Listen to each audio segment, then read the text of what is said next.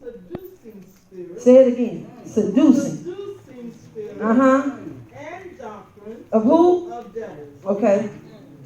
Speaking lies and hypocrisy, having their conscience seared with a hot iron. With a hot iron.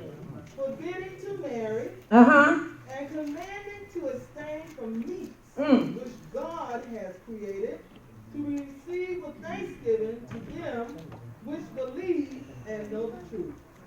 For every creature of God is good, and nothing to be refused if it be received with thanksgiving.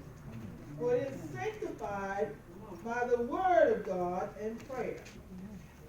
If thou put the brethren in remembrance of these things, thou shalt be a good minister of Jesus Christ. Go ahead. Nourished up in the words of faith and of good doctrine, whereunto thou hast attained.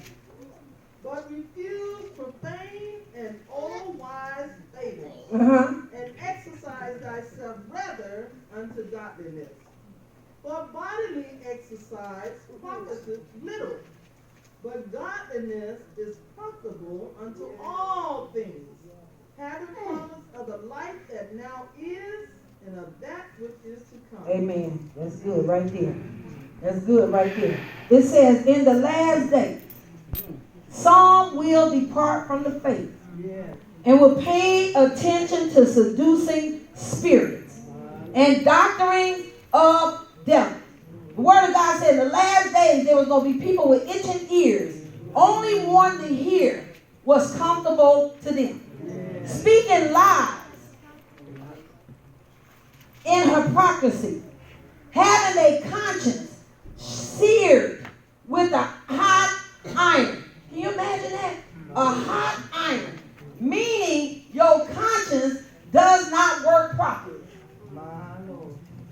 I read this.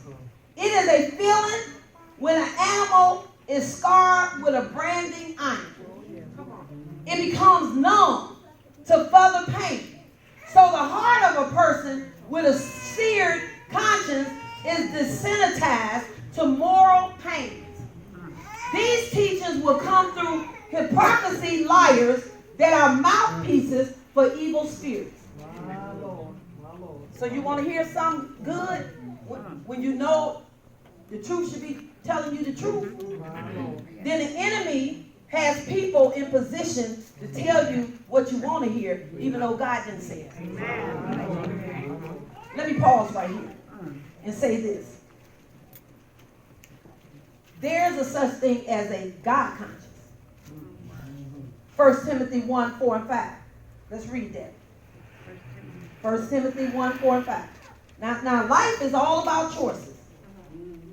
Now, you can have a seared conscience or you can have a God conscience. And 1 Timothy 1, 4 and 5, what does it say? I can't hear you. I can't hear. I need to hear somebody loud. Fables and endless genealogies which cause disputes rather than godly edification, which is in faith. Now, the purpose of the commandment is love from a pure heart, from a good conscience, and from sincere faith. A good conscience. A good conscience. A good conscience. Did you finish, Barbara? That was fine. Okay, that's good. Yes, a good conscience has the capability to tell right from wrong. Right, amen. A good conscience, we're talking about a good conscience, will not only fight the battle well, holding on to faith, he will maintain his integrity. A good conscience. Somebody that has had their conscience seared, they don't care no more. They don't care no more. They think right is wrong and wrong is right. That's kind of like that reprobate mind. God will let you keep doing it, till after a while you be doing it, you think it's right, when in essence it's wrong. Amen. Come on, Pastor. Go on, Pastor. He will maintain. A child of God is not going to let nobody, if they can help it, damage their character. If you lie about me, it's going to be something you made up. It's not going to be something you saw. That's what the body of Christ have to do. We have to go back to our first love. We have to represent God. We have to go back to holiness. Without it, no man can please the Lord. You can't tell me. Now people say, God know my heart. Boy, one day, we're going to know truth about that. God know my heart. Yeah, he know your heart. He know every hair on your head this number. He know everything you going to do. He know all your premeditations. But he always gave us a way of escape. Yes. That's why the Holy Spirit lives in us. He's there to lead and guide us through all right and truth. And let me tell you, Pastor, you perfect. I promise you I'm not. I promise you I'm not. But with everything that the Holy Ghost has allowed me to use in this hour to represent him, I'm going to use it. Amen. I'm going to use it. Amen. I'm not coming in no bar to get you. Well, we did do that for you, didn't we, Amanda? That's my niece. Remember that, Amanda? Amanda, they think when I say something, be making up stuff. Amanda, remember that time we came in the bar to get you? She was a bartender up in the bar, right down in the hood. I told you she was straight gangster. She's down in the hood. We go up in the bar. She was like, Auntie Maddie, Auntie Chloe, what y'all doing here? We come to get you, babe. Where my husband? He was with us, wasn't he? We went in there to get her. That man said, "This my bar." I was like, "That's my niece. We come to get her." You know, we just crazy. We just do crazy stuff.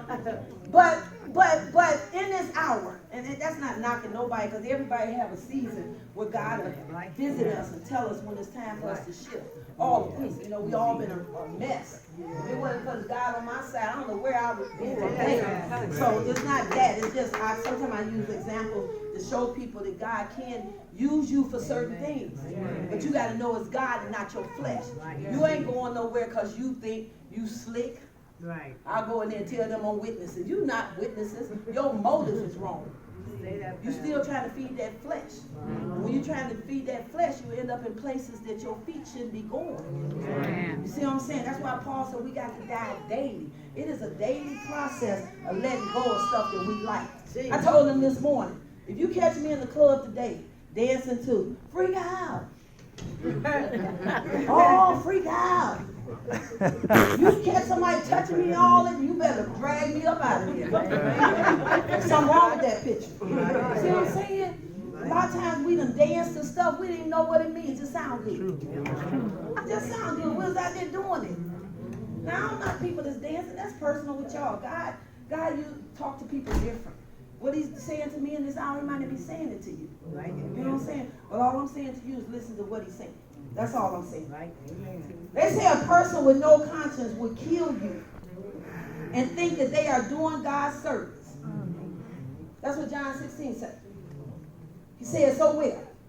They will put you out of the synagogue. Yea, the time come that they, whoever kill you, will think that they do God's service. There's people who's out here trying to kill you and think they doing a favor. They really think they hearing from God. Damaging your character. Lying on you, think they doing God a favor. Okay, let's see. Let me turn to this chapter. This is a little long, so I'm going to try to just hit bits and pieces. Let's turn to 1 Kings 21:9. Sister Linda, you read that because you can find stuff to read real fast. 1 Kings 21:9-14. Just read it. Let's see. I'll tell you when to stop. Just keep reading.